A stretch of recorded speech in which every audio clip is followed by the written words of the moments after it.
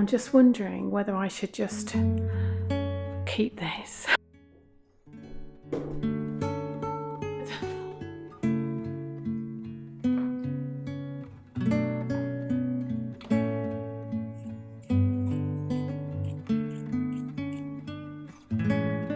Hello sewing friends, I'm back in the sewing room. Not sure if you've watched the last video I did, but it was down in Cornwall.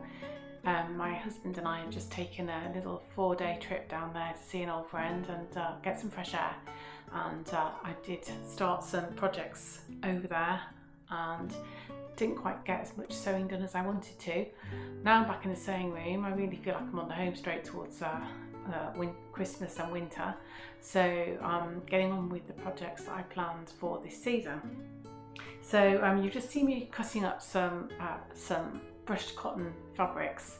Now you might also call that flannel.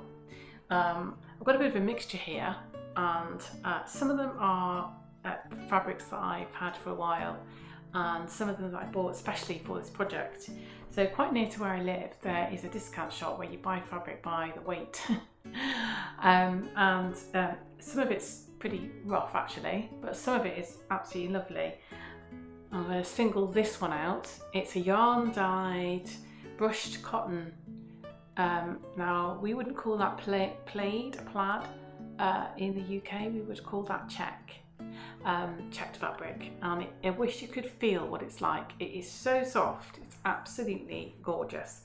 So I picked this piece out for the back of my quilt, and I'm going to need most of it. I've sneaked up a few squares for one strip equivalent that'll be dotted around, but basically I'm going to need all of that for the back. Then I've got some of my checks from my stash, this one mainly, and then I bought this one. I'd call that a check. We call that a check in this country. I think you might lump it all together in the States and call that plaid, I'm not sure. But it's not a word that I use. And then this is another one that I bought, and we'd call that tartan. I don't know which tartan it is. You can look it up, there are websites where you can look up tartans, but we'd call that tartan. These squares measure 9.5 inches, so I've got 35 9.5 inch squares, mainly because this is the biggest square template that I own, and I bought quite a few recently. If you've watched my Penrose quilt, well done if you have. But I ended up buying more templates and they weren't quite right, so I've not got an appetite for buying any more templates, so it's using what you've got.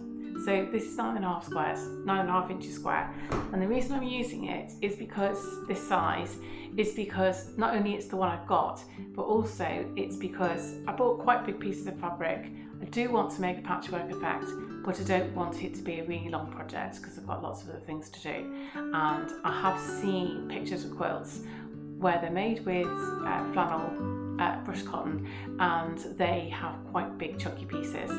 So I've used this one, and as I say, I've got 35, so that's basically going to be 5 by 7. So my daughter's coming for Christmas, the one who lives down in Oxfordshire, and the first thing she normally does when she arrives, despite the fact that the heating's on and the fire's lit, is she grabs the nearest rug and sits under it with it over her lap, and I think that's her way of saying I'm home, which is very nice. But this one will definitely do for that, and it would also possibly do for 2 on the sofa as well. So that's the reason for picking the size that I picked. So I'm going to use a method whereby I cut each one diagonally and mix and match the strips in the middle, and I'll show you that in a second. But I'm hoping this is going to be a relatively quick make, and this video will show it start to finish, so let's get on with it. This red line here is 1 inch from the end. So if I put my square here like this and put the red line, which you probably can hardly see, but I've just shown it to you, on the diagonal centre part of the square, and then I've got my rotary cutter and cut there, and that's going to be a 1 triangle. So then if I put my red line on the diagonal across the corner to corner, and cut there, that's my other triangle. And I've got my centerpiece, and these are the bits that I'm going to be mixing and matching with the triangles. So if I pile it up so that the colours are lined up together as triangles or centerpieces, and I'll carry on like that.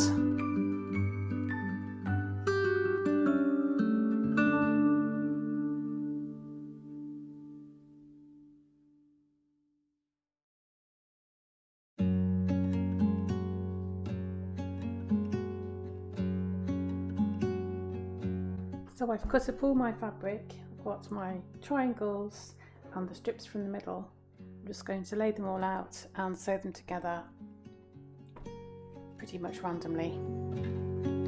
I've got more of this colour than anything else, mainly because that's the warmest one. Now I did want to have hopefully another fabric that would lift this all up a bit with something a bit brighter, but I went through my stash and I didn't have anything suitable. So I've decided that I'm going to get some wool and use a sort of bright, this flame colour that's in here. Perhaps, or something a bit more golden as my ties.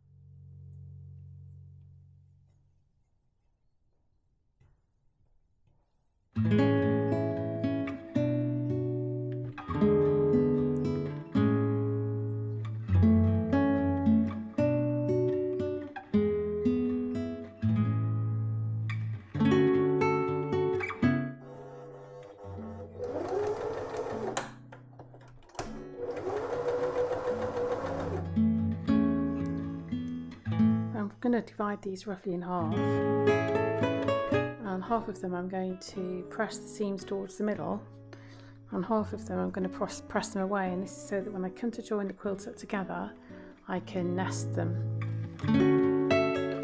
seams, and I'll show you what I mean by that in a minute.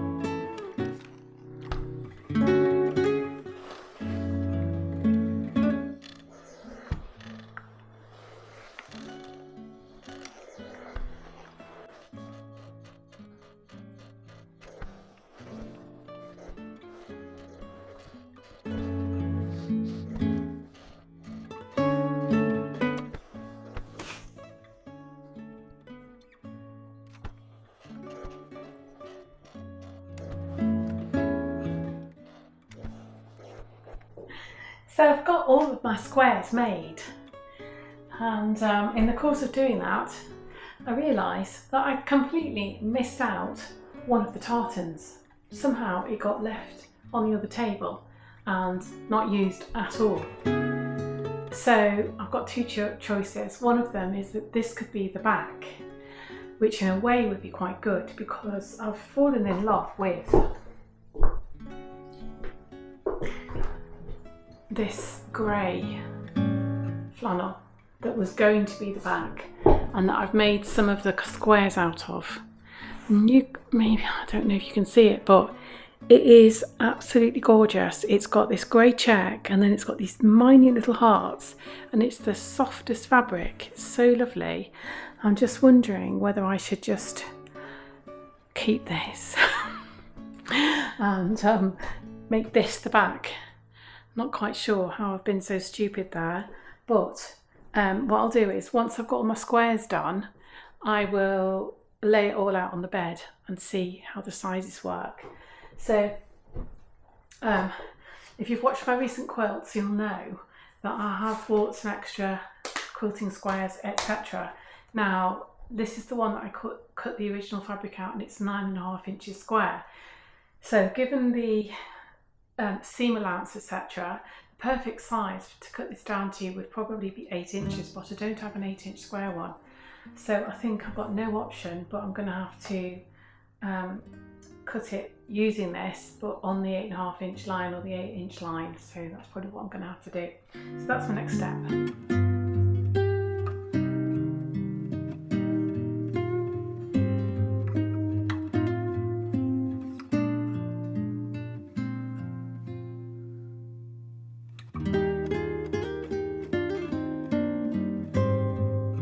Laid them out on the bed just to see if I had enough squares and what it might start to look like.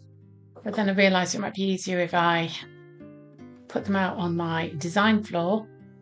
So I carried on next day, trying to find a way for them to look good.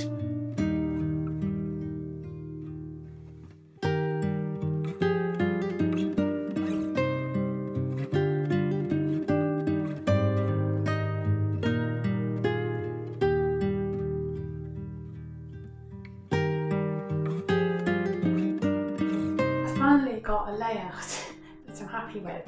I was trying to make the strips in the middle form patterns, but I literally have spent an awful long time on this. You've seen a small snapshot of what I've done.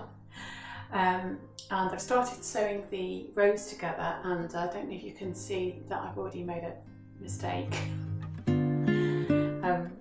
So I was going to leave it, but I know that's going to annoy me, so I'm going to unpick that, because basically what I realised was that these lighter triangles were dotted around, and they were, you know, the way one colour draws your eyes on a quilt.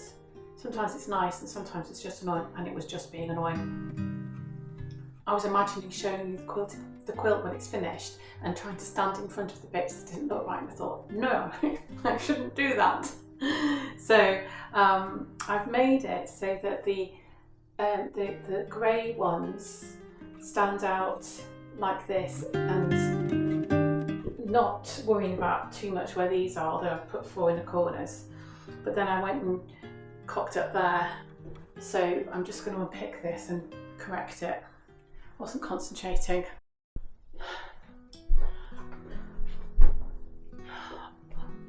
Honestly, I'm getting vibes of the Penrose quilt again. How can I get something so wrong? All I've got to do is pick up some squares and sew them together and put them back where they were, and I seem to have gone wrong again. Oh, so how... Right. I'm literally going to pin these individually. It's be a relaxing video. It's meant to have a cosy autumnal vibe. I'm so sorry. We'll get back to that in a minute. We'll get back to the cosy autumnal vibe in a minute, I promise. Right. Okay. So this one goes there. And this one goes there. That's it. Right. So pin them together. The only one that was correct was that one and that one. These were all right, so that one goes there.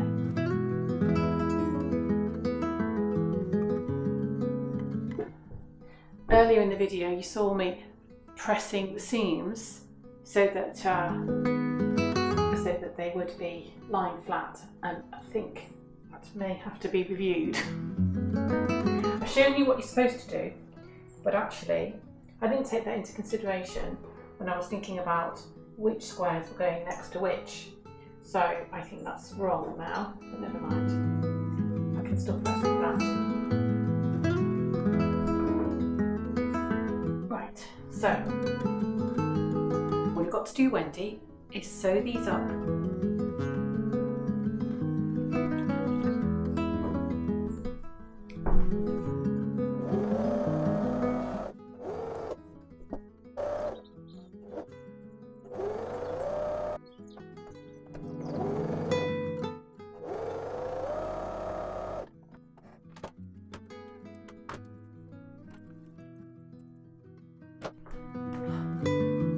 Do you know what I love about quilting? Well, many things, or patchwork, is there's always a point, isn't there, when you're making it, where you think, hey, this might be okay, and it starts to come together a bit. So I don't know whether this is your taste or not, you know, but I thought, oh, I'll make it like this, and then you think, oh, actually, there's always a point, isn't there, where it starts to come together. I find that. And you think, oh, and then you get excited about finishing it. What do I do anyway? I'm going to pin each row.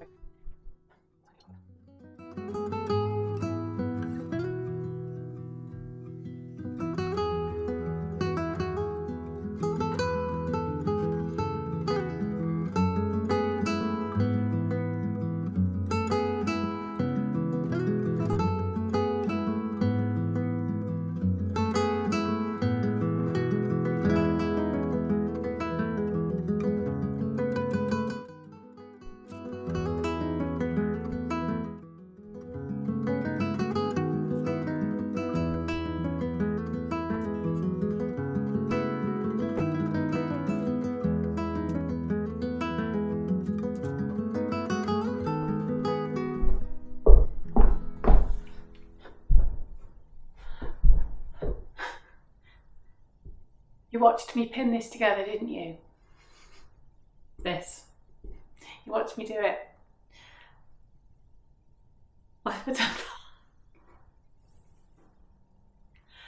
Only because I know you won't judge me. I'm showing it to you. But I have absolutely no idea how that happened. You watched me pin it, didn't you? I took it over to the sewing machine. I took the pins out as I sewed it. I must have picked something up wrong.